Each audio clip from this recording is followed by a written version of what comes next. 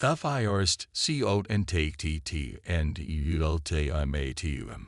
Commander Elena Reyes stood motionless on the observation deck of Orbital Station Sentinel, watching Earth's blue sphere rotate slowly beneath her. 20 years in Earth's defense force had taught her patience, but the knot in her stomach had been tightening since the early warning systems had activated 3 hours ago. "Commander," Lieutenant Diaz's voice crackled through her comm unit. "They're here." Elena's dark eyes remained fixed on the viewport as the fabric of space seemed to ripple and tear. A massive ship materialized between Earth and the Moon, eclipsing the lunar surface behind its colossal form. The vessel was unlike anything humanity had ever constructed.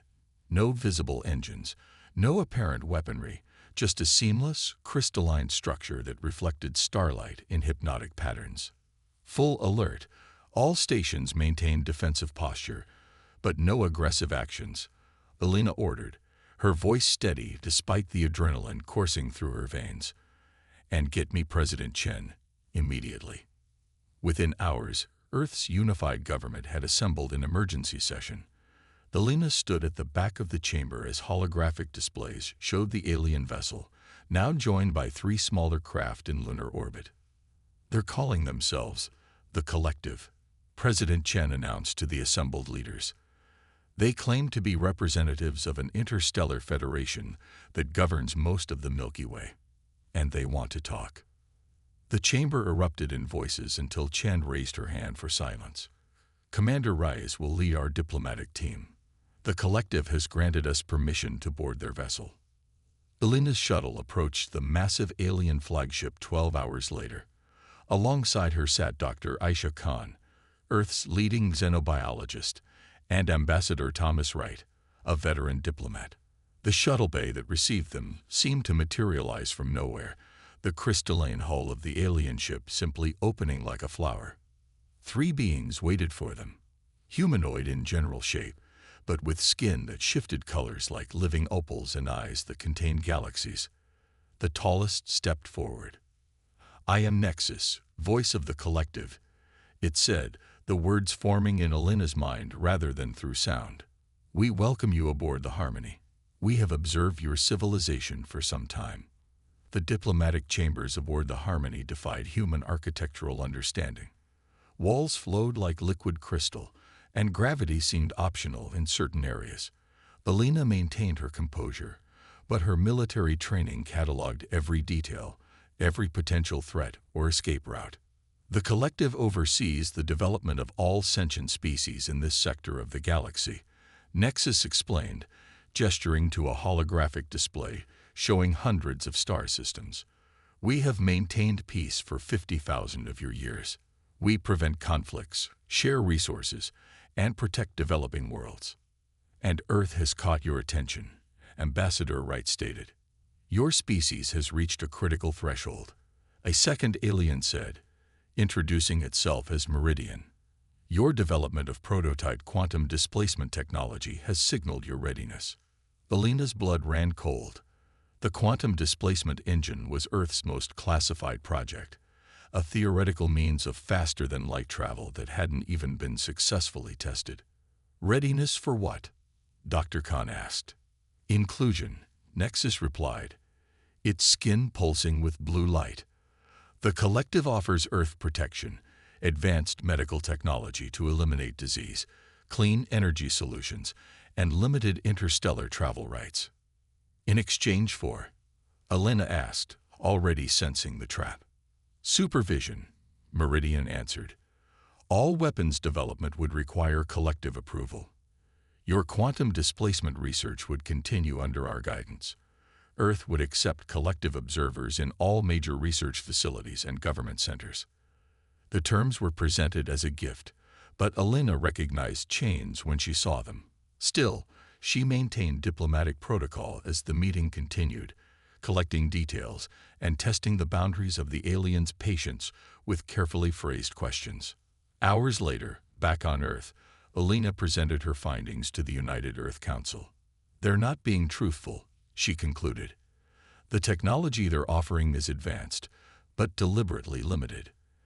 and their knowledge of our quantum displacement projects suggests they've been monitoring us covertly for years. President Chen frowned. Could we refuse their offer? Dr. Khan spoke up. During our tour of their vessel, I managed to collect some data on their technology. She projected a series of complex molecular structures. Their hull material contains quantum-entangled particles. It's beyond anything we theorized, but I believe it has vulnerabilities we could exploit. The debate continued for days as Earth's leadership weighed the consequences. Some nations favored accepting the collective's terms, arguing that partial freedom was better than risking annihilation. Others, led by Alina's warnings, pushed for rejection. Then came the discovery that changed everything. Alina was reviewing security footage from major cities when she noticed them. Nearly invisible distortions that followed key scientists, political leaders, and military personnel. Using specialized filters, her team uncovered hundreds of microscopic surveillance devices, quantum-linked to the collective ships.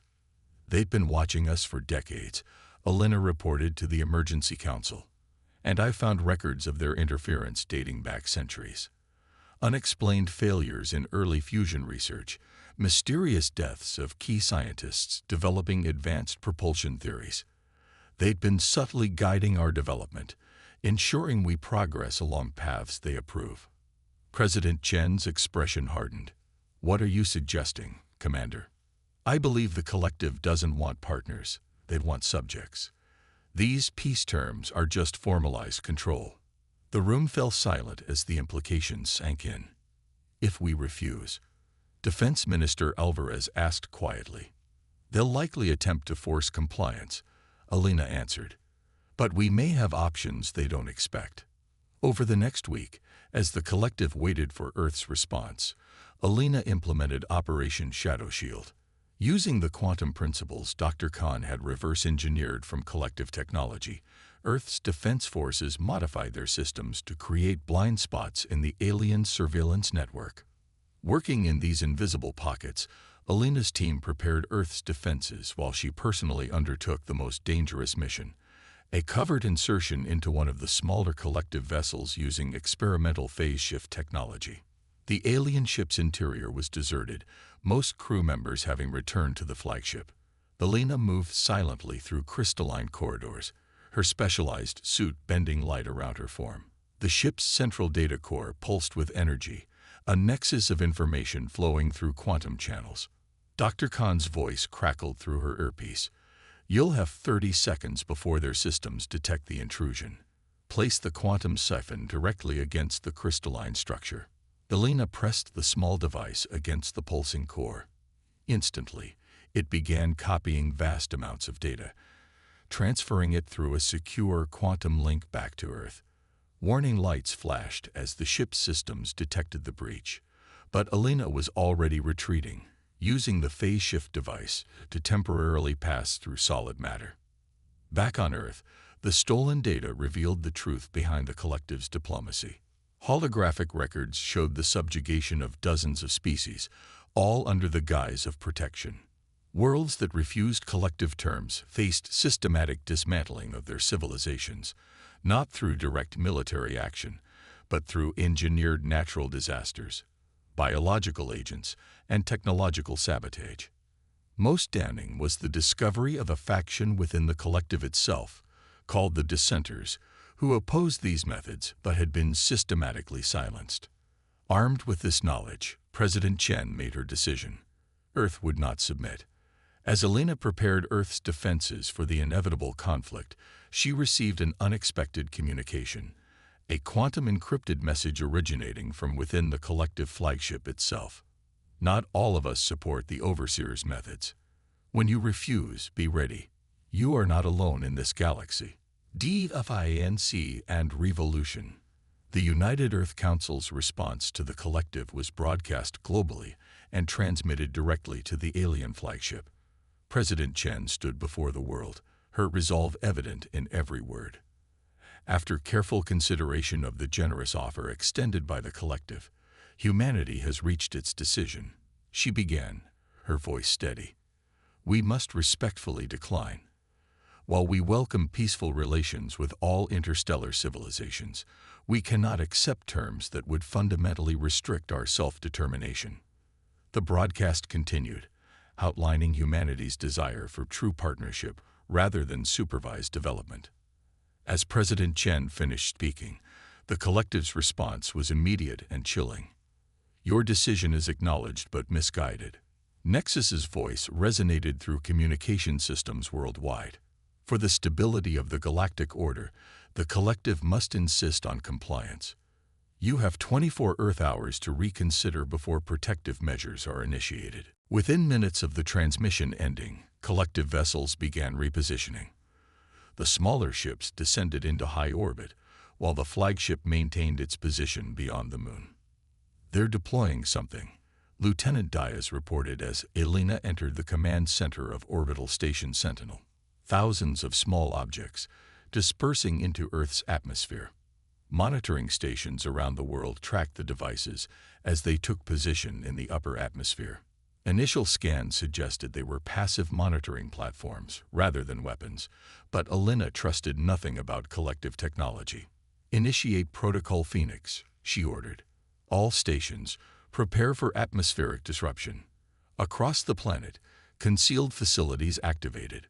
What appeared to be weather monitoring stations revealed their true purpose as they began emitting precisely calibrated electromagnetic pulses, creating a disruptive field that enveloped the Earth.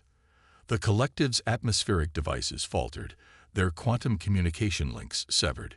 Phase 1 successful, Elena confirmed as data streamed in. How long until they adapt? Hours, maybe less, Dr. Khan replied from her laboratory beneath the Himalayas. But it gives us time to deploy the Chimera defense grid. The Chimera project represented humanity's greatest technological achievement, a planetary defense system that incorporated principles reverse-engineered from fragments of collective technology, recovered from previous covert monitoring devices. It wouldn't match the aliens' full capabilities, but it might level the playing field enough to matter. As predicted, the collective's response was swift. The smaller vessels began energy bombardment of keyed military installations, their beams cutting through conventional defenses with terrifying precision. Orbital platforms fell silent one by one, and terrestrial bases reported critical damage. But the attack revealed something crucial. The collective preferred surgical strikes over mass destruction. They weren't trying to annihilate humanity, but to cripple its capacity to resist. They want Earth intact, Elena realized. They want our resources, our potential, just under their control. The observation suggested a strategic vulnerability Elena could exploit. If the collective wouldn't risk destroying Earth, then humanity could afford to be bolder in its defense. 18 hours into the conflict, as the collective methodically dismantled Earth's conventional defenses, Elena activated the final phase of Operation Shadow Shield. Concealed vessels, constructed in underground facilities and equipped with modified versions of the quantum displacement technology, launched simultaneously from hidden locations across the planet. These ships, small and agile, employed phase-shifting capabilities that rendered them nearly invisible to collective sensors. They didn't engage directly but positioned themselves at strategic points in Earth's orbit, forming a geometric pattern around the planet. Meanwhile, on Earth's surface, something unexpected was happening. The quantum disruption field protecting the planet was strengthening rather than weakening as the collective had anticipated. Dr. Khan's team had discovered that certain crystalline formations deep within Earth's crust resonated with the field, amplifying its effect naturally. "Commander," Lieutenant Diaz called out, her voice tight with excitement. "We're detecting new signals, not Earth or collective in origin." Before Elena could respond, communication systems throughout Earth's remaining defense network activated simultaneously. Holographic projections appeared, showing beings of diverse forms and structures. People of Earth began a creature with a body like liquid mercury, contained within an exoskeleton of golden metal. "I am Thelaron of the Meridian Worlds. Like you, we once refused collective terms. For centuries we have hidden, developing technologies beyond their monitoring. Another being appeared, this one resembling a crystalline structure with pulsing light at its core. The lithic consciousness stands with Earth. Our resistance has remained secret for millennia, but your defiance creates an opportunity we cannot ignore. A third figure joined them, more humanoid but with skin that seemed to shift between solid and gaseous states. The Nebula Confederation offers alliance. We have infiltrated collective systems for generations, waiting for the right moment to strike. Elena could hardly believe what she was witnessing. "How many of you are there?" she asked. 17 civilizations form the hidden resistance, Phaleron answered. "We have existed in the shadows of the collective, developing along paths they forbade, sharing knowledge they would have suppressed. The collective isn't as unified as they pretend," the Nebula representative added. "Many within their ranks question the Overseer's methods. Your defiance has triggered the conflict we have long prepared for." As they spoke, sensors detected new vessels appearing near the outer planets of the solar system, ships of designs completely unknown to humanity or the collective. They moved with impossible speed, using technologies that seemed to bend the fundamental laws of physics. The flagship of the Resistance, a massive vessel that appeared to be crafted from living crystal and metal, took position between Earth and the collective ships. Its commander, a being called Izira, explained their strategy. "The collective's true weakness lies in their quantum communication network," Izira revealed. "Their ships function as a unified consciousness. If we can disrupt this network at its source, their coordination will fail." Helena immediately saw the potential. "Our chimera grid. It's already interfering with their local communications. If we could amplify it." "Precisely," Izira agreed. "Combined with our technology and targeted at their flagship, it could temporarily sever all collective vessels from their central command." The plan came together rapidly. Earth's hidden ships would use their phase-shifting technology to approach the collective flagship undetected, carrying specialized disruptors developed by the Resistance. Meanwhile, the chimera grid would be recalibrated to create a massive quantum disruption pulse focused on the flagship's communication array. The operation began as the collective prepared for what they believed would be their final assault on Earth's remaining defenses. Elena herself led the infiltration team, her ship slipping between dimensions as it approached the massive alien vessel. Deploying disruptors in 30 seconds, she announced as her team positioned the devices at key points along the flagship's hull. "All units, synchronize countdown." Throughout the solar system, resistance ships moved into formation. On Earth, the chimera grid hummed with power as it prepared to release its concentrated pulse. "Disruptors active," Elena confirmed as her ship retreated to safe distance. "Chimera pulse in 3, 2, 1. The effect was instantaneous and spectacular. A wave of quantum disruption engulfed the collective flagship, cascading through its communication systems.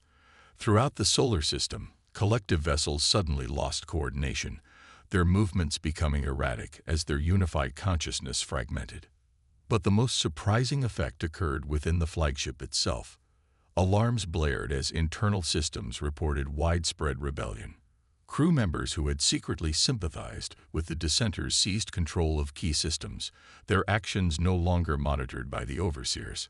"Commander Reyes," came a new voice over the communication channel. "I am Syrax, leader of the collective dissenters. Your action has given us the opportunity we needed. The Overseer Council is contained, and we control the flagship." The battle wasn't immediately over. Loyal collective forces continued fighting, but without central coordination, they were outmaneuvered by the combined forces of Earth and the Resistance. Within hours, the last holdouts surrendered. In the aftermath, representatives from Earth, the Resistance civilizations, and the collective dissenters gathered aboard the flagship, now renamed Concordance, to discuss the future. The Overseer Council was removed from power, and a new galactic alliance began taking shape. The Free Systems Alliance, President Chen proposed.